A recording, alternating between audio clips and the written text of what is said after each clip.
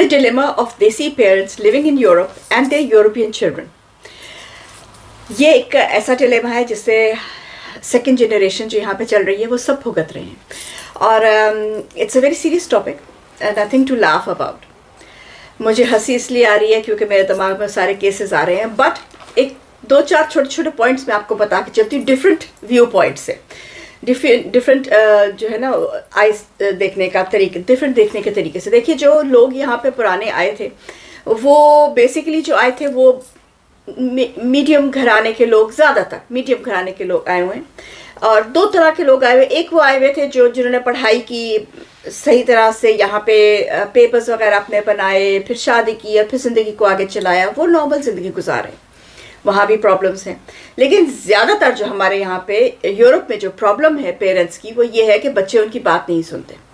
اب اس میں دو چار باتیں ہیں جو پیرنٹس کو ہی میں کہوں گی، اور اس میں سب سے امپورٹنٹ بات یہ ہے کہ پیرنٹس جو یہاں پہ آئے ہوئے ہیں وہ جس ماحول یا جو ان کا خیال تھا کہ ماحول ہونا چاہیے پاکستان کا، وہ اس کو دماغ میں رکھ کے یہاں پہ رہتے ہیں، اور وہ اپنے آپ کو چینج نہیں کرتے اکارڈنگلی چینج کرنے کا یہ مطلب بھی نہیں ہے کہ آپ اپنا تہذیب چھوڑ دیں، لیکن جب آپ اپنی تہذیب لے کے کسی دوسرے ملک میں جاتے ہیں تو پھر آپ کو کچھ اس ملک کا رنگ لینا پڑتا ہے اور کچھ اس ملک کو رنگ دینا پڑتا ہے. بیچ میں کہیں نہ کہیں ترازو آپ کو جو ہے وہ ٹھیک کرنا پڑتا ہے. وہ یہ لوگ نہیں کرتے، اور یہ ایکسپیکٹ کرتے ہیں کہ ان کی جو اولاد ہے وہ آٹومیٹیکلی ان کی بات سن لے، سمجھ لے، جو کہ ایسا نہیں ہوتا. کیونکہ اور یہ کوئی بری بات ان کی اولاد کے لیے میں نہیں کہہ رہی، ان بیچاروں کا قصور نہیں ہے، اس لیے کیونکہ وہ گھر میں دیکھتے ہیں کہ والد صاحب جو ہیں وہ ایک ٹائرنٹ کی طرح، بیکاز ان کو یہ ڈر ہوتا ہے کہ میری اولاد کہیں ویسٹرنائزڈ نہ ہو جائے. ماں جو ہے she has got nothing to say mostly، اور وہ ایک اور ہی وہ دیکھتے ہیں کہ جی ماں کو تو یہاں پہ انڈر پریشر رکھا جا رہا ہے، اور ماں کی کوئی وقت نہیں ہے، ماں کی کوئی بات، تو وہ ماں کی بات سنتے نہیں ہیں، ماں کی بات کو وہ ویلیو نہیں دیتے. جو وہ باپ بات کر رہا ہے وہ ان کی سمجھ میں آ نہیں رہی ہوتی، کیونکہ باپ کبھی اتنا ٹائم نہیں لیتے، زیادہ تر لوگوں کو میں بات کر رہی ہوں، اتنا ٹائم نہیں لیتے کہ وہ بیٹھ کے اپنی اولاد کو سمجھائیں کہ ہم یہ سب باتیں تمہیں کیوں کر رہے ہیں. دس از ویری امپورٹنٹ.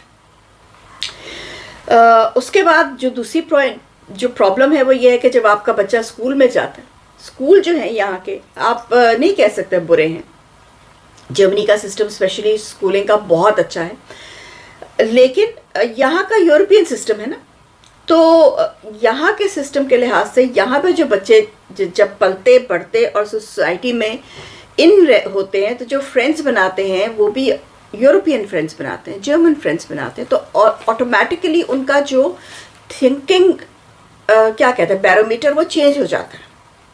پیرنٹس اس بات کو سمجھتے نہیں ہیں، وہ اپنا ڈنڈا چلاتے رہتے ہیں.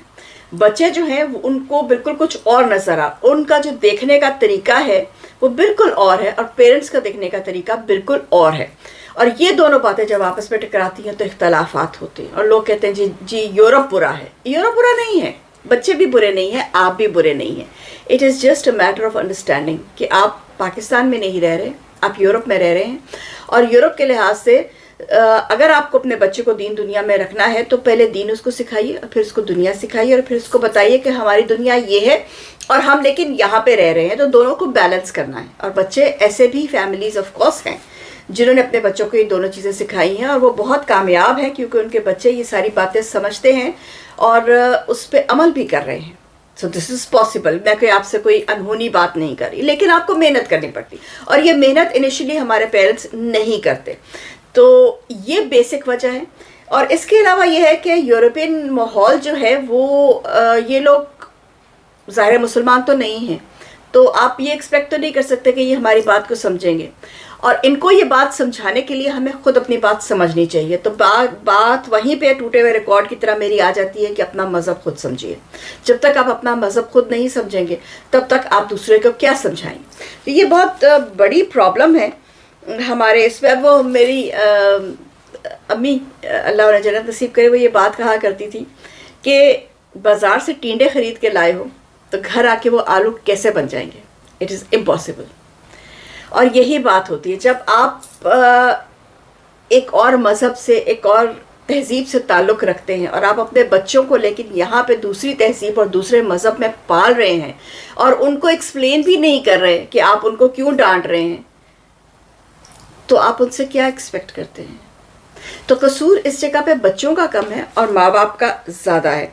अपने घर का माहौल सही रखिए, अपने आप को बच्चों पे इम्पोज मत कीजिए, बच्चों के साथ फ्रेंडशिप रखिए टू एन एक्सटेंट। फ्रेंडशिप रखिए इस हद तक कि बच्चे आपकी बात सुने। बच्चों को देखिए, वो हमारे यहाँ कहते थे बच्चे को खिलाओ सोने का नवाला और देखो शेर की आंख से। तो वो बात यहाँ पे बहुत, वो तो हर जगह पे ही ज़रूरी है, लेकिन यहाँ पे यूरोप में रह के ज़रा ज़्यादा ज़रूरी हो जाती है। तो कोशिश कीजिए, वैसे तो 100% कभी भी आप नहीं अपने बच्चे को कंट्रोल कर सकते, लेकिन कोशिश कीजिए कि बच्चे जो है उनको वो पुरानी जो 1950 की बातें हैं वो उसमें अब कोई इंटरेस्टेड नहीं है। This is another generation all together. हम जब पैदा हुए थे उसके अंदर इंटरनेट नहीं था, हमने इंटरनेट सीखा है। हमारी generation is one and the only जो बाहर सड़कों पे खेलती थी और जब मगरिब का टाइम होता था तो घर आ जाते थे। अब वो चीज़ नहीं है, अब इंटरनेट का टाइम है, इंटरनेट का दौर है, ये it is a completely different दौर। तो अपने आप को थोड़ा सा कोशिश कीजिए इस दौर के साथ समझने की और इस दौर को समझने की और अपने आप को इस दौर में फिट करने की, ताकि आप अपने बच्चों के साथ फिट हो सकें। I hope this gets to somebody. Till then, Chyavan परदेसी, मेलजित सरोग।